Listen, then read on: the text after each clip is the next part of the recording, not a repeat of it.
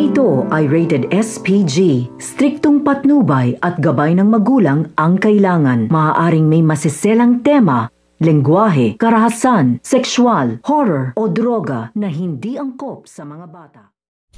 So ito nga si Tanggol ay kailangan na dito magsikap upang makakain nga siya dito nga daw sa kanyang mga bagong alaga. Dahil itong dalawang bata na kanyang kinupkop ay kailangan niya itong buhayan at kailangan niya itong pakainin. Kaya sa pagbabalik nga nito nga ni Tanggol sa kanyang pandurukot dito nga sa Quiapo ay dito nga muli nilang makikita ito nga si Supremo. Kaya agad-agad nga nila itong susundan upang malaman nga nila ito kung saan nga ito nakatira at kukuhanin na nga nila dito itong wallet na ninakaw nga nito nga daw ni Supremo dito nga daw sa kanila. So pakakaabangan nga natin dito ang muling pagkikita nito nga ni Supremo at ito nga ni Tanggol at kung ano nga ba ang mangyayari ngayon nagkita nga muli ito nga si Supremo at ito nga si Tanggol at kung mababawi pa nga ba nito nga ni Tanggol ang wallet nga ang kanyang wallet na kinuha nito nga ni Supremo. Yan ang ating mga pakakalatukan at pakakaabangan dito nga lang sa FPJ's Batang Quiapo.